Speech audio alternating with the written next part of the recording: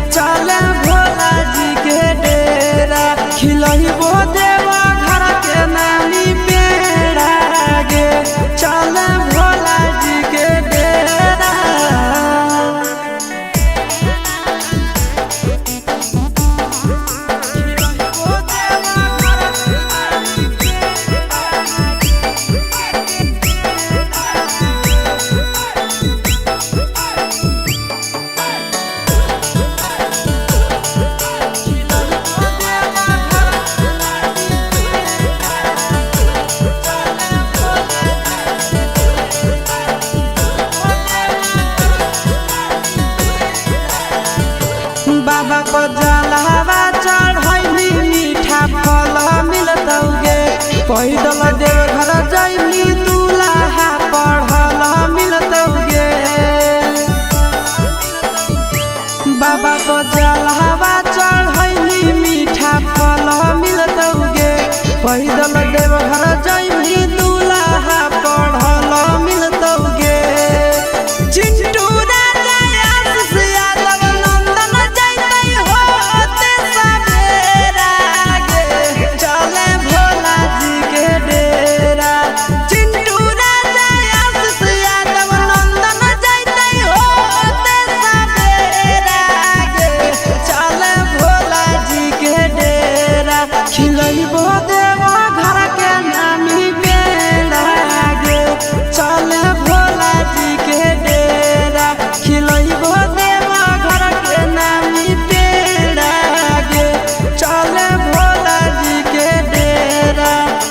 चलेंगे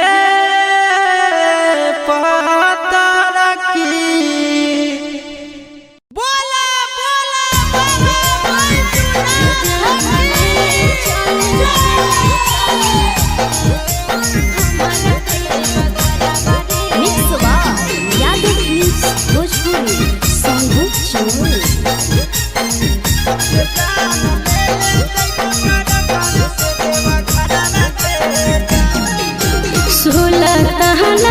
से देवघर के लागे कितना बड़ावा रे जान। 16 दहाना गंजा से देवघर के लागे कितना बड़ावा रे जान। रे जान ले ले चले हमारा देवा घरवा रे जान। जान ले ले चले हमारा देवा घरवा रे जान। तोहरो ला भरवा हाकम गाड़ी के ड्राइवर बागे जान। तोहरो ला भरवा हाकम गाड़ी के ड्राइवर बागे जान। ये जान ले ले जइबो टरकावे से देवा घर बागे जान। ये जान ले ले जइबो टरकावे से देवा घर बागे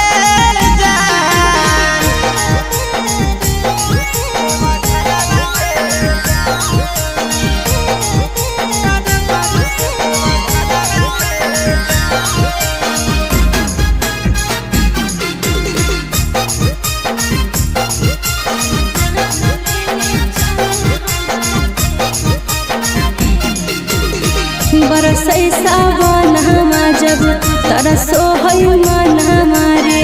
कहियो नहीं गेलिए छोड़ा भोला के भवन हमारे। रेडी रही हो जान काहे हक देबै गरी आगे। पहिले सोमारी ले जइबो बाबा के दुआरी आगे। अरे पहिले से किनले ही गेरुआ सूट सलवारवा रे जान। पहिले से किनले ही गेरुआ सूट सलवारवा रे जान। जान ले ले चले हमारा देवा घरवा रे जान। ये जान ले ले जइबो टरकावे से देवा घर बागे जान।